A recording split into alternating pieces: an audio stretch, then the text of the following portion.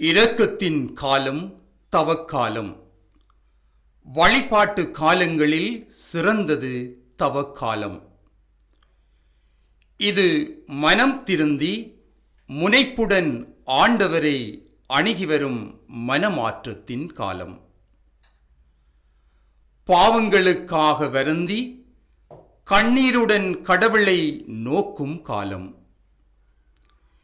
இருள் மறைந்து அருள் மலரும் காலம்.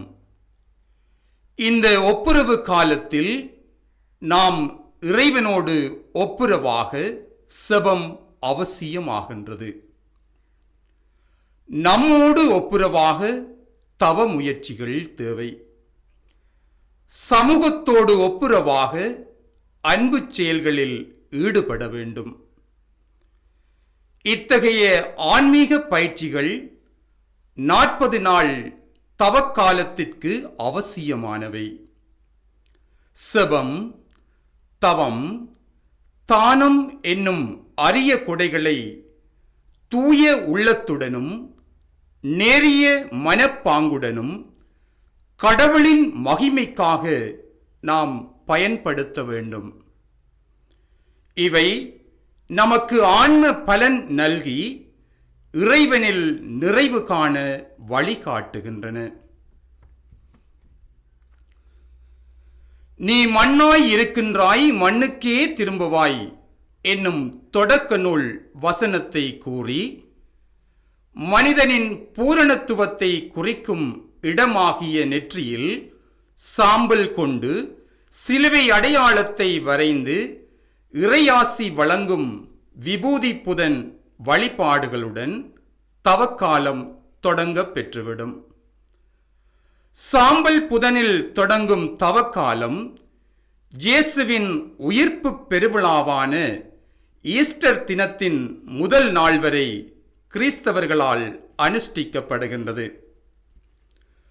தவக்காலம் என்றாலே ஒரு வேளை மட்டும் உண்பது, இருவேளை பட்டினி கிடப்பது, மாமிசம் உண்ணாமலும் மது அருந்தாமலும் பிற கேளிக்கைகளில் ஈடுபடாமலும் இருப்பது, பிறகு தவக்காலம் முடிந்ததும் எல்லா தீய செயல்களையும் ஆரம்பித்து விடலாம் என்ற அறியாமை பலரிடம் இருக்கின்றது. தவக்காலத்தை அணுகுவது சரியா, வேறு எப்படி அணுகுவது என்று கேட்பவர்களுக்கு அதை ஒரு வசந்தத்தின் காலத்தின் வாசலாக எண்ணி பார்ப்பதில் எவ்வித ஐயமும் இல்லை.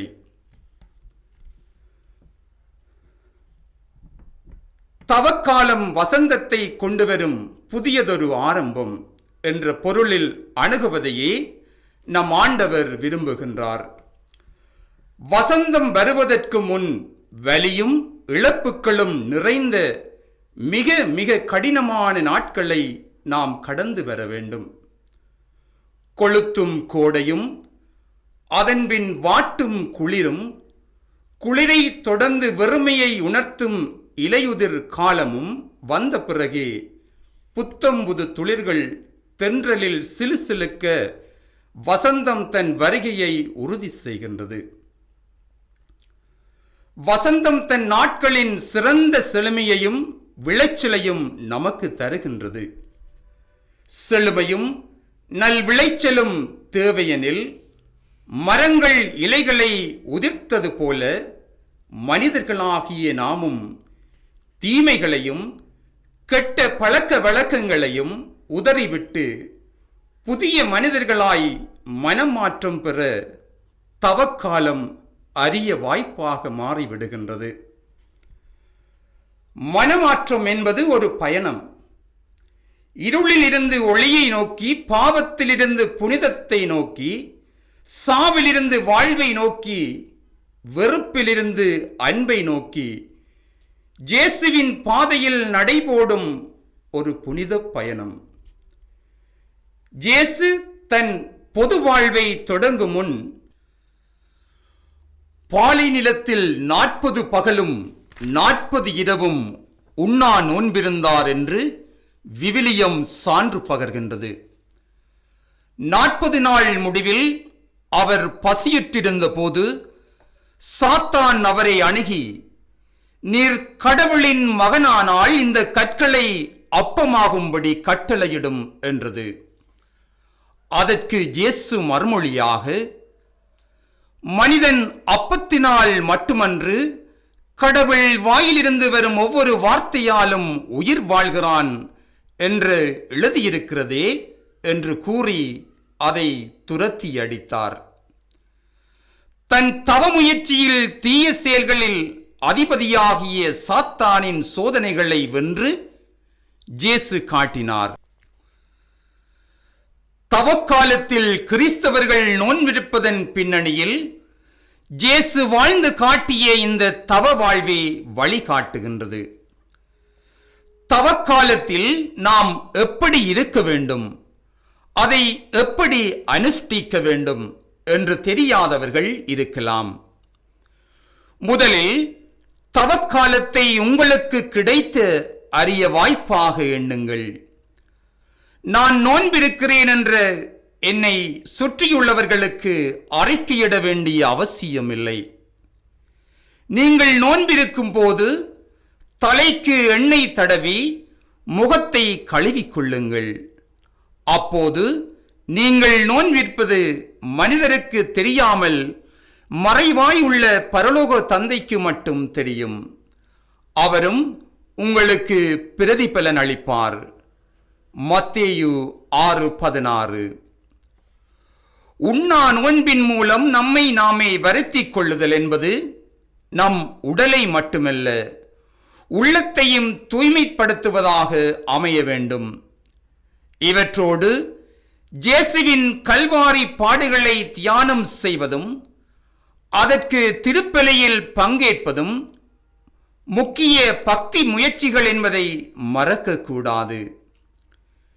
தீய பழக்க வழக்கங்களை முற்றாக திறத்தல், அவற்றிற்கு செலவு செய்து வந்த தொகையை ஏழை எளியவர்களுக்கு உதவி செய்தல், துன்ப துயரத்தில் இருப்போரை சந்தித்து அவர்களுக்கு ஆறுதலும் நம்பிக்கையும் அளித்தல், ஈட்டும் ஊதியத்தில் ஒரு பகுதியை இறைப்பணிக்கு கொடுத்தல், நோயாளிகளை சந்தித்து ஆறுதல் சொல்லுதல், இயலாதவர்களுக்கு சிறு உதவியேனும் செய்தல், ஆணவத்தை திறந்து தாழ்ச்சியோடு இருத்தல் போன்றவற்றை இயேசுவின் உண்மை சீடராக்கும்.